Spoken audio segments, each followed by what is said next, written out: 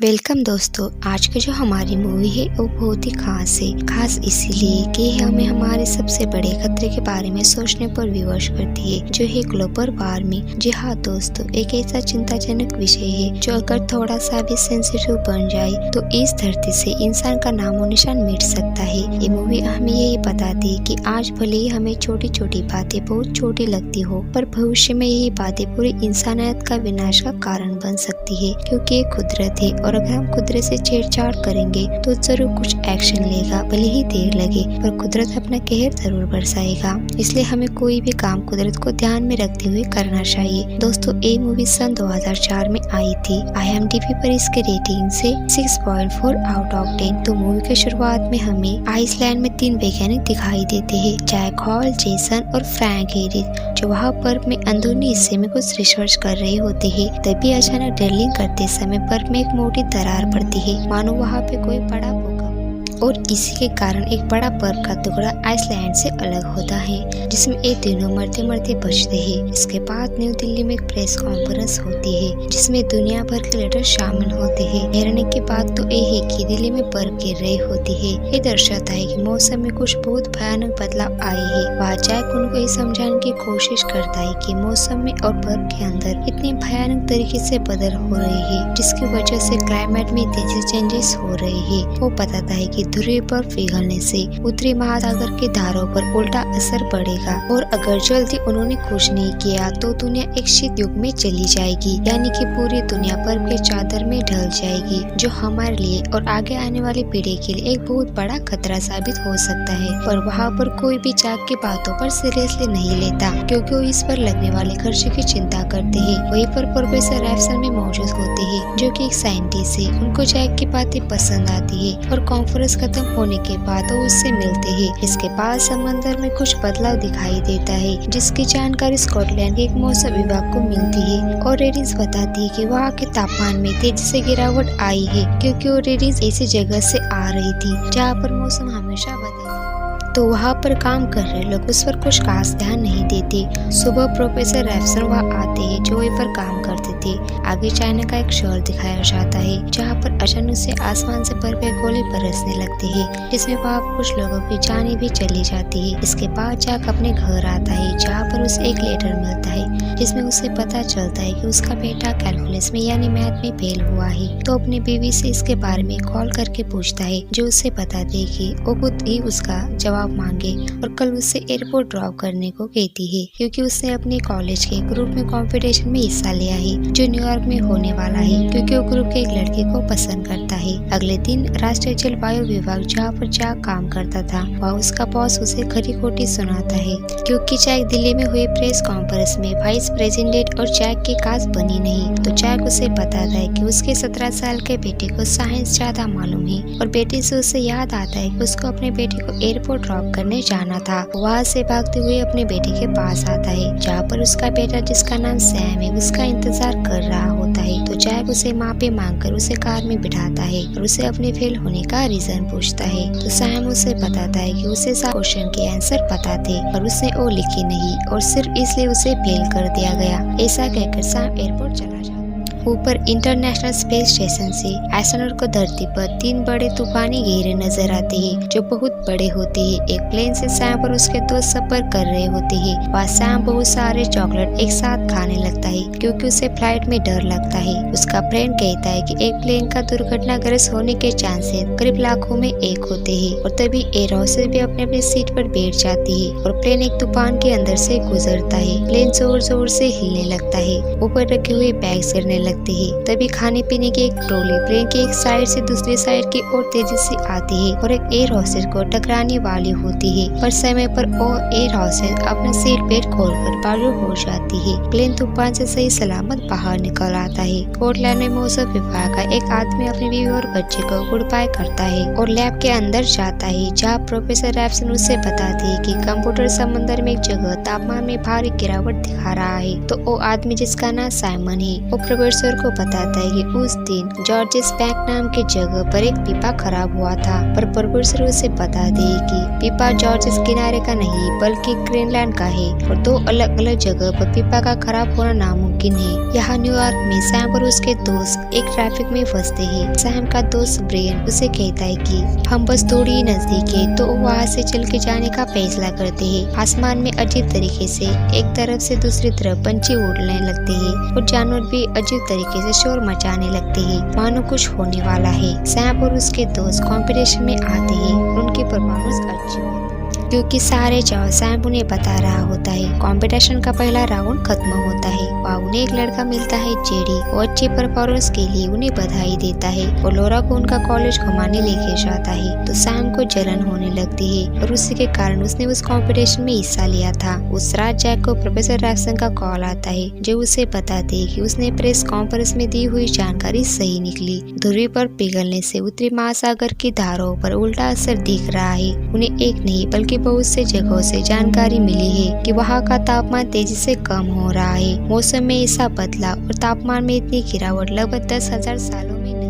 तभी मौसम विभाग के ऑफिस में कॉल आता है। कॉल की दूसरी तरफ एक रिपोर्टर होता है जो बताता है कि वो एक बीच पर है जहाँ पर आसमान से बर्फ के गोले बरस रहे हैं जो बेसबॉल जितने बड़े हैं और वहाँ न्यूज पर भी बवंडर की खबरें सुनाई देती है। तो वहाँ खड़ा शख्स उसे एक कलीग को कॉल करता है और उसे बताता है कि उन्हें जल्द से जल्द शहर में बवंडर की चेतावनी देनी होगी। उसका कलीग बाहर आकर देखता है तो उसे शहर में एक बवंडर घूमता हुआ दिखाई देता है। जैक जब उसके बॉस टॉम से उसके मौसम विभाग की जानकारी देने वाले मॉडल की मंजूरी बात करने केंद्रीय मौसम विभाग में जाता है तो वहाँ उन्हें पता लगता है कि लॉस एंजेलिस में बवंडर की चेतावनी दे दी है और कुछ ही पलों में दिखाई देता है कि लॉस एंजेलिस शहर में बहुत सारे बवंडर बन रहे हैं और सब तरह तबाही मचने लगी। जब मौसम विभाग का एक आदमी अपनी कॉलिंग को टीवी पर देखता है तो उसे कॉल करता है और वहाँ से निकलने को कहता है, पर उसकी गाड़ी के ऊपर एक बस आकर गिरती है और उसकी वही मौत हो जाती है। वो एक रिपोर्टर अपनी रिपोर्टिंग कर रहा होता है तो कुछ मलबा आकर उसे भी अपने साथ ले जाता है। सब तरह तबाही मची होती है। पूरा शहर बवंडर के चपेट में होता है। कुछ देर बाद बवंडर शहर से गुजर जाता है और हम देखते कि पूरा का पूरा शहर नष्ट हो चुका है। इसकी खबर राष्ट्रपति को दे दी जाती है। न्यूयॉर्क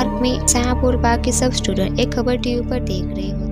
तभी उसका प्रेसिडेंट चैनल को चेंज करता है तो उन्हें पता चलता है कि अमेरिका जाने वाली सभी उड़ानें कैंसिल की गई है। नोआ में एक इमरजेंसी बैठक बुलाई जाती है जहाँ साइंटिस्ट डिस्कस करते हैं कि ये कैसे हो रहा है, इसके पीछे का रीजंस क्या है। तो जैक उन्हें बताता है कि ये सब उत्तरी आंट महासागर की धारों की वजह से हो रहा है क्योंकि ध्रुवी पर पिघलने से समंदर में मीठा और ताज़ा पानी बड़ी मात्रा में चला गया जिससे समंदर से नमक की मात्रा कम हो रही है और ये मौसम में बहुत भयानक बदले और वहीं पर नहीं रुकेगा बल्कि ये तो बस एक शुरुआत है। इसके बाद जैक टॉम को बोलता है कि प्रशासन को अभी से इसकी तैयारी करनी चाहिए। टॉम उसे 48 घंटों का समय देता है कि उसे गवर्नमेंट को समझाए। एक हॉस्पिटल में जैक की वाइफ लूसी डॉक्टर वहाँ एक कैंसर पीड़ित बच्चे का इलाज कर रही थी। उधर नासा के मौसम वैज्ञानिक जने जैक की मदद कर रही होती है। ज्यादा से ज्यादा जानकारी हासिल करने में उन्हें पता लगता है कि ये जो तूफान है ये करीबन 6 से 8 हफ्तों तक लगातार चलेगा और उसके नतीजे बहुत खतरनाक हो सकते हैं। तो जैक सैम को कॉल करके किसी भी तरह घर आने को बोलता है और सारी उड़ानें कैंसिल होने के कारण वो जैक से कहता है कि वो ट्रेन से आएगा और फोन रख देता है। लोरा सैम से बोलती है कि उन्हें आज रात रहने को जगह मिल गई है जो उसी लड़के का घर होता है जो लोरा को कॉलेज घुमाने लेकर।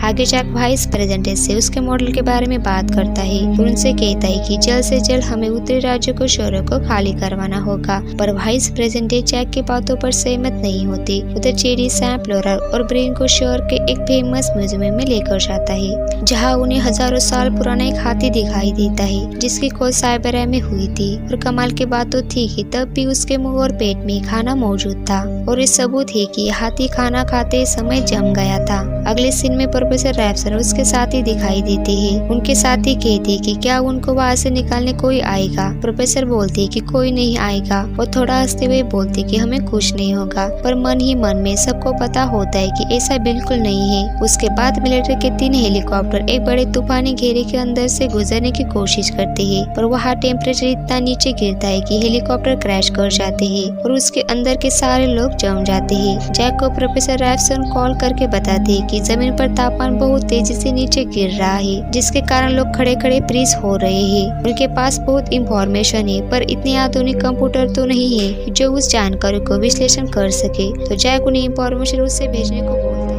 जेडी उन तीनों को अपने गेस्ट हाउस लेकर जाता है। वहाँ उनको न्यूज से पता चलता है कि लगातार बारिश की वजह से आधे प्लेटफॉर्म्स पानी में डूब गए हैं। इनकी उम्मीद भी टूट जाती है जब न्यूज पे भवंडर के बारे में बताया जाता है। जेडी अपने छोटे भाई को लाने जाने की बात करता है और लोग वहाँ से बाहर निकलते हैं। बाहर सब तरफ पानी भरा होता है। वो एक जू दिखाया जाता है जिसमें कुछ भेड़िया भाग जाते हैं। न्यूयॉर्क में सब तरफ तबाही मची होती है। लोग इधर उधर बचने की जगह तलाश कर रहे होते हैं। सब तरफ बस पानी भरा होता है। एक गाड़ी में जब एक औरत अपने बच्चे के साथ फंसी हुई थी और ऑफिसर को उसकी भाषा नहीं आती तो लौरा उसकी हेल्प करने बाहर जाती है। तभी दिखाया जाता है कि समंदर से एक बहुत बड़ी लहर शहर की तरफ आ रही है। लौरा और ऑफिसर उस औरत को बाहर निकालते हैं और उस सुनामी शहर में घुस जाती है। लौरा उस औरत का पर्स लाने वापस कार में जाती है तो वहाँ पर वो सुनामी पहुँचने वाली थी, पर सैम वहाँ भाग कर जाता है। वो लौरा को लाइब्रेरी के अंदर ले आता है। सारे लोग लाइब्रेरी के ऊपरी हिस्से में जाते हैं क्योंकि नीचे पूरा पानी जैक प्रोफेसर रैप्सन से वहाँ से जल्दी निकालने को बोलता है क्योंकि तूफान वहाँ भी आएगा, पर प्रोफेसर कहती है कि अब बहुत देर हो गई है। न्यूज में न्यूयॉर्क की उस सुनामी वाली खबर सुनती है। जैक और लूसी को सैम की चिंता होने लगती है। सैम वहाँ किसी से टेलीफोन के बारे में पूछता है तो उसे पता चलता है कि नीचे एक टेलीफोन है और वो वहाँ नीचे कॉल करने जाता है। लौरा भी उसके पीछे पीछे जाता है। सैम जब उन दोनों से फोन पर बात करता है तो जैक उससे बाहर निकलने से मना करता है और बताता है कि वहाँ एक भयानक बर्फीला तूफान आने वाला है, तो जो कुछ उसे मिले उसे जलाकर खुद को गर्म रखे। वो उसे लेने जरूर आएगा। और तभी पानी का स्तर बढ़ने की वजह से टेलीफोन पानी के अंदर डूब जाता है। जैक और लूसी की चिंता बढ़ने लगती है।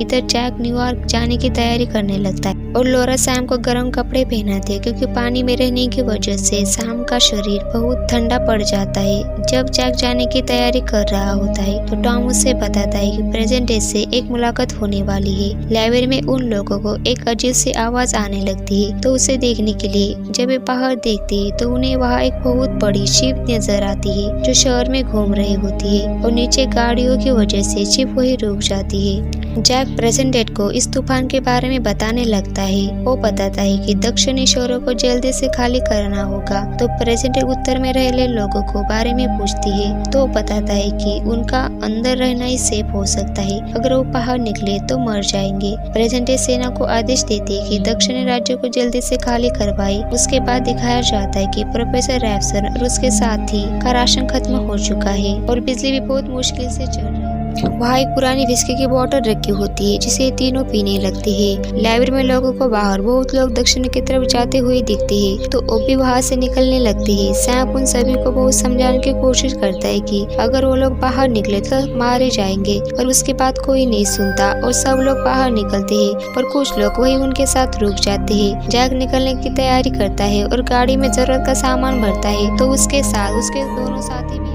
अब आगे दिखाया जाता है कि बहुत सारे लोग अमेरिका से मैक्सिको में गैर कानूनी तरीके से घुसने लगते हैं। उधर लाइब्रेरी में सैम और उसके साथियों को एक पुरानी जगह मिलती है जिसमें एक भट्टी होती है और सब लोग उस भट्टी को किताबों से भरते हैं जिसमें वो आग लगाकर खुद को गर्म रख सकते हैं। हॉस्पिटल में लूसी के साथ एक औरत भी थी जो उसे बताती है कि उन्हें पर उस बच्चे को सिर्फ एम्बुलेंस में ले जाया जा सकता था, इसलिए लूसी उस औरत को जाने को कहती है और वो वही मदद के इंतजार में उस बच्चे के साथ रहती है। जैक जब गाड़ी से आगे बढ़ रहा था तब ज्यादा बर्फ की वजह से उन्हें गाड़ी को वही छोड़कर आगे पैदल ही चलकर जाना पड़ता है। वहाँ से गुजरते ही नीचे कोई ना कोई घर या बिल्डिंग बर्फ से दबी वो उसके ऊपर से जा रहे होते हैं। एसीपी जब एक शोरूम के ऊपर से चल रहे होते हैं जिसका ऊपरी भाग कांच का बना होता है, तो जैक का एक साथी कांच के टूटने से नीचे गिरता है, पर एक रस्सी की मदद से दोनों उसे पकड़ रहे रहते हैं, पर ज्यादा वजन के कारण कांच टूटने लगती है और उन दोनों को बचाने के लिए फ्रैंक अपनी रस्सी काट देता है और उसकी मौत होती है। और ये दोनों एक कैंप लगाकर रात गुजरते हैं। लाइब्रेरी में आग जलाने के लिए उन्होंने बहुत सारी किताबें जमा कर ली थी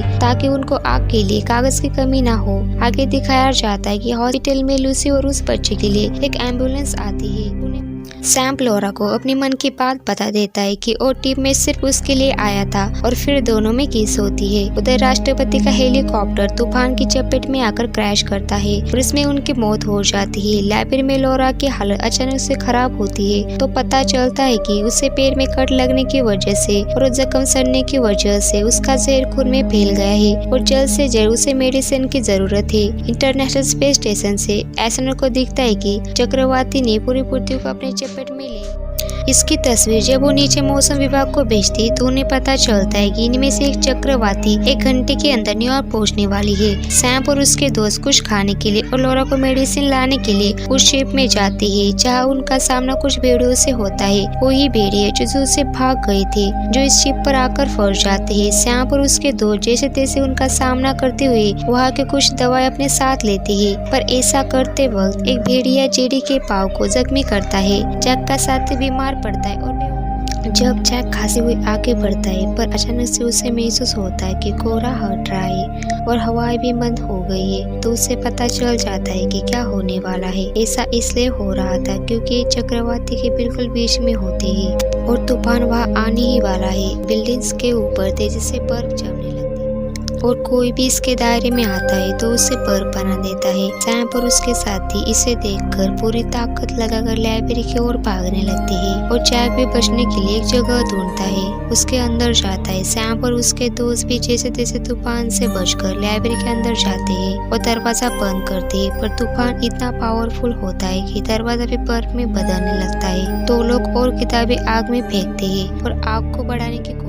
जैक भी एक टेंट बना के अपने आसपास आग जलाता है और तूफान वहाँ से गुजर जाता है। तूफान के गुजरते ही वो दोनों आगे बढ़ने लगते हैं। आगे रास्ते में उन्हें बहुत सारे लोगों की लाश नजर आती है जो तूफान की वजह से मारे जाते हैं। दिन ढलता है और दोनों टेंट बनाकर आराम करने लगते हैं। जेसन जैक से कहता है कि अब मानव जाति का क्या होगा क्योंकि पूरी दुनिया बर्फ में दब चुकी है। जैक कहता है कि मानव जाति पिछले शीत युग में बच निकली थी और इस बार भी जरूर बच जाएगी, पर सवाल ये उठता है कि हमने अपनी गलतियों से क्या सीखा। जेसन उसे पूछता है कि क्या इतने बड़े तूफान में सैम जिंदा भी होगा, तो जैक बोलता है कि उसने अपने बेटे से वादा किया था और वो उसे सही सलामत ढूंढकर जरूर पूरा करेगा।